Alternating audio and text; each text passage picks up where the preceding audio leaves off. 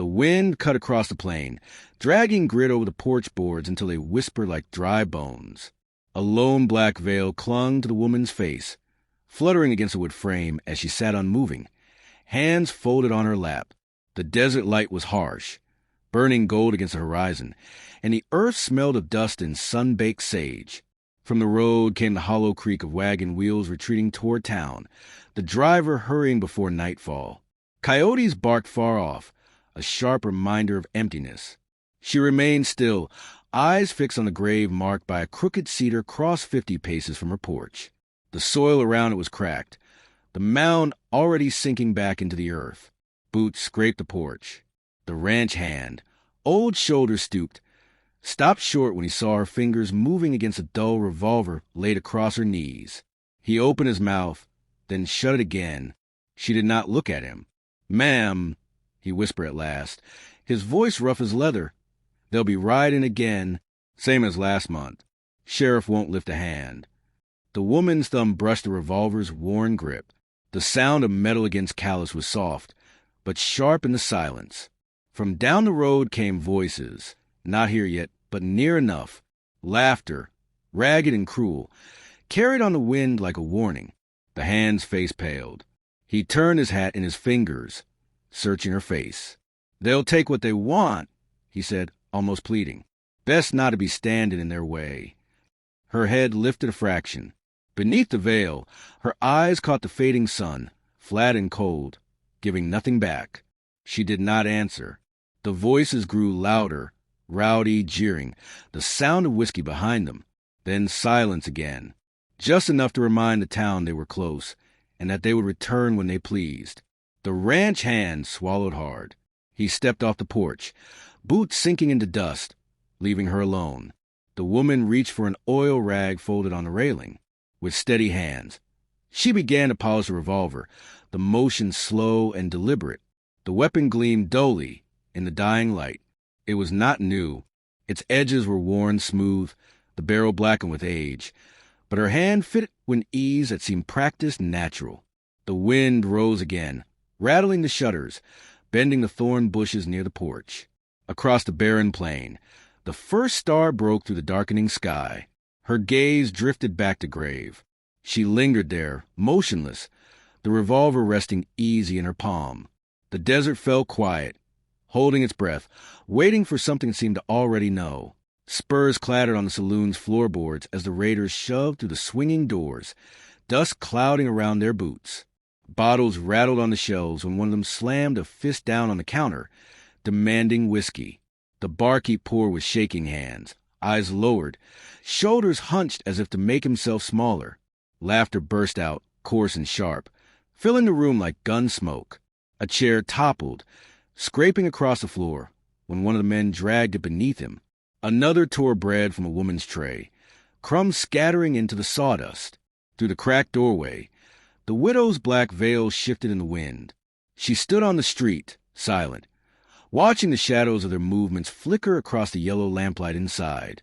A rider spotted her and smirked. "Ghost in black," he called, his voice cutting across the street. "Ain't you tired hauntin'?" The others laughed, the sound carrying into the road. The widow didn't move.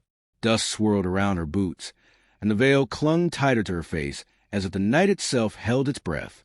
Inside, a ranch hand leaned against the bar, his whiskey untouched. His voice trembled low, meant only for the man beside him. Saw her draw once. Clean, too clean. But he swallowed, eyes darting toward the raiders. Folk don't believe it. The man beside him shook his head, muttering, "A woman don't draw like that." The raiders' leader stepped into the doorway, a wide grin under the shadow of his hat. His gaze landed on the widow standing across the street. He tipped his glass in mock salute. "You keep staring like that, and I might start thinking you got something to say," he drawled. Her hand stayed hidden beneath the folds of her shawl. The only sound was the creak of the saloon sign above, groaning in the night wind. One raider pushed through the doorframe, swaggering toward her, boots kicking up the dirt.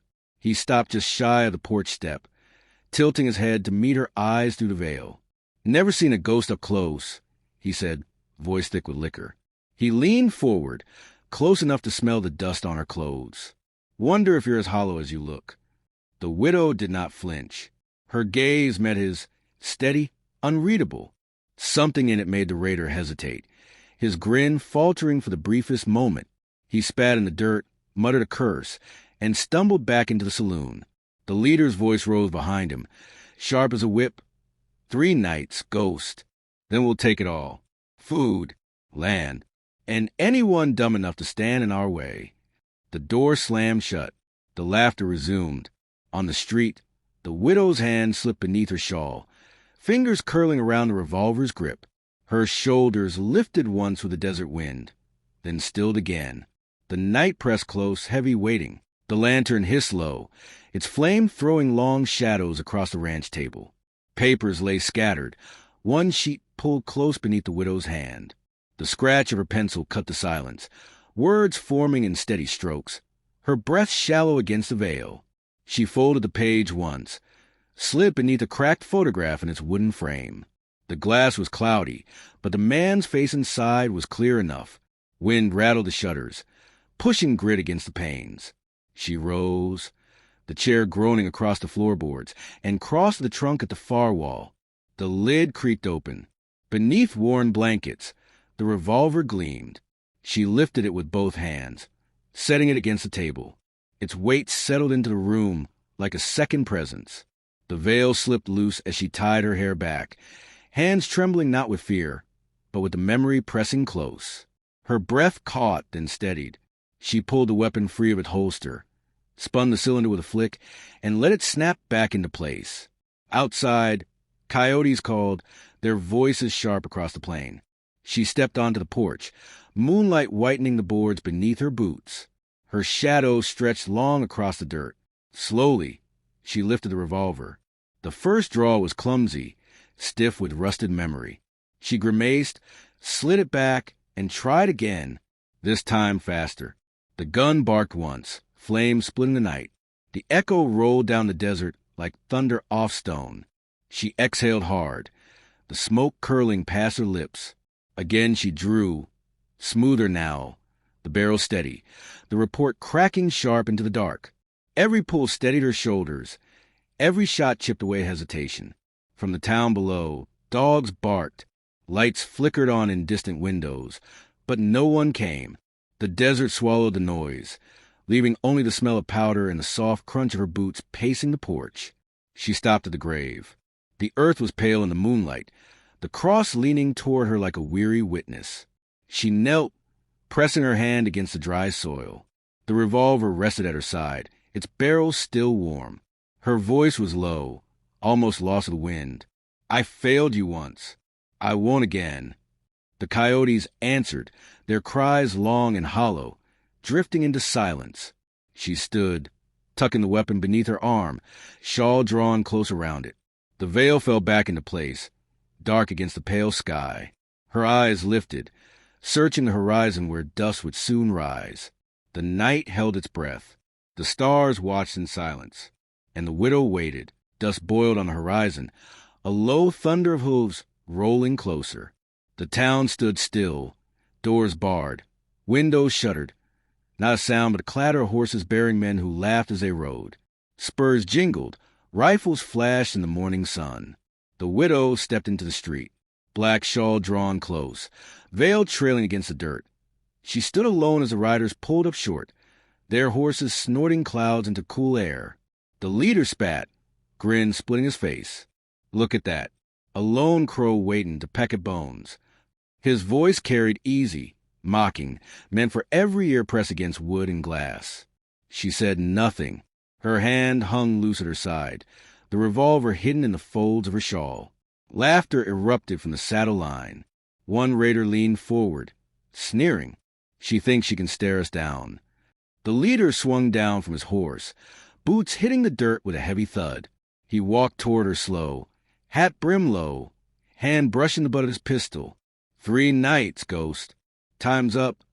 The widow's voice cut sharp and steady, carried clean through the silence.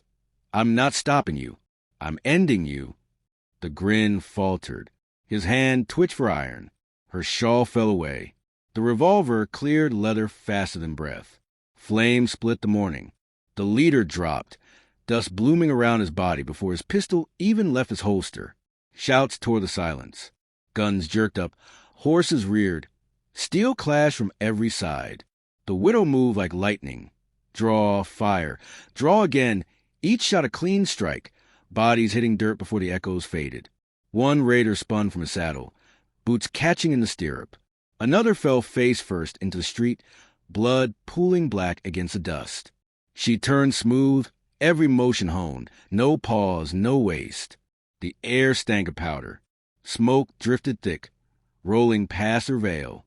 Her revolver barked again, and another man dropped hard, rifle clattering from his hand. The gunfire ended as quick as it began. Silence crashed over the street. Only one raider remained, eyes wide, pistol trembling. He dropped it into the dirt, scrambled onto his horse, and tore away in a panic, dust swallowing him whole. The town doors creaked open. Faces leaned out, pale, wide-eyed. Not a word spoken. The widow stood in the street, revolver lowered, veil lifting slightly with her breath. Her gaze swept the bodies, then turned back toward her ranch on the hill. Without a word, she holstered the weapon, drew her shawl close, and walked away. Behind her, the silence of the townsfolk was not fear, but reverence. Hats came off, heads bowed. The old wind rose again, carrying her steps across the dust, carrying her name into the long memory of the desert.